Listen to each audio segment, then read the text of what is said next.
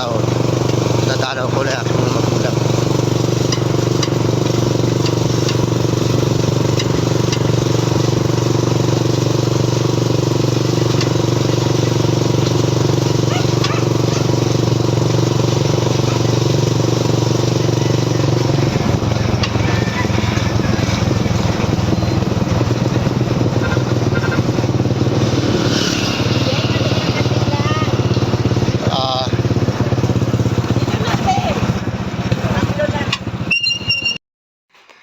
Kanina po ay nandun kami sa sementeryo ng Bansod.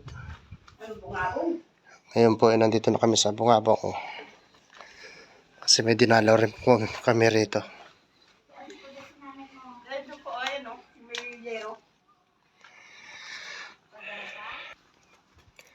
Nadalawin po namin dito yung lolo at lola namin. Tapos yung auntie at tito. Tapos yung isang pinsan po namin. Dahil matagal na pong hindi nakakapunta. Halos 6 years. Ito yung aming dadalawin dito ngayon. Susano. Nun bet ay bago pa lang ito ginagawa. Mag-asawa po ito. Di pa talaga ako dito. Oo. Tapos ito si Lola. Si Lolo. Ay, nandito nga pala din si Lolo. Yes, diyan kay Warin. Tatlo Kay na Wawing. sila dyan. Tatlo sila magkasama.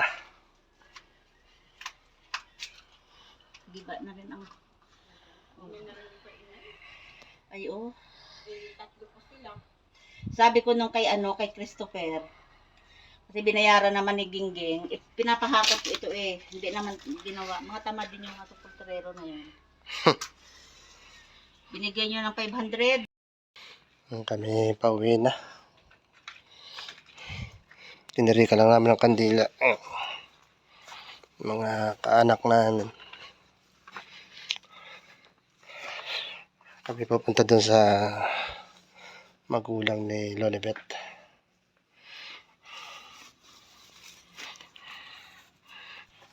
Sana dumaan yung dalawa. Diyan lang yan.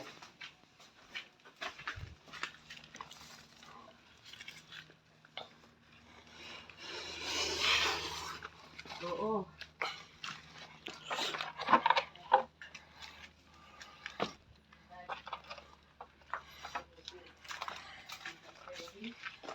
Ay, dito pa pala sa nanay at ay Nibel. Dito, Lola. Kerubin.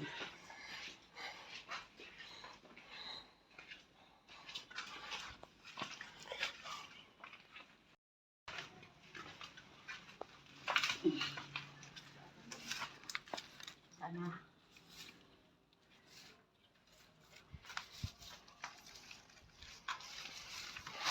Masikip na.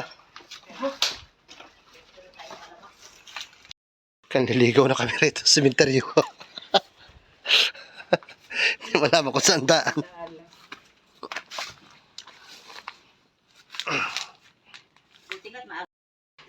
Yan.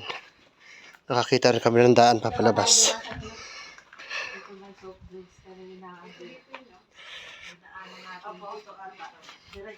Yan. Daming pusa rito sa sementeryo.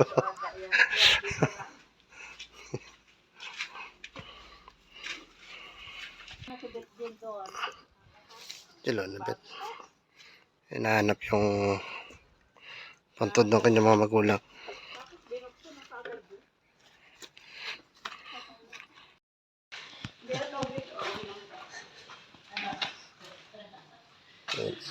Yun na.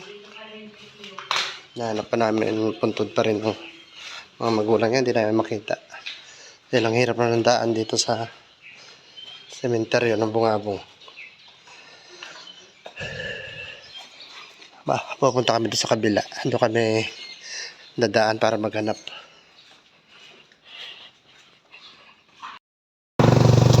na kami. Kung aming hinahanap, eh, hindi namin makita.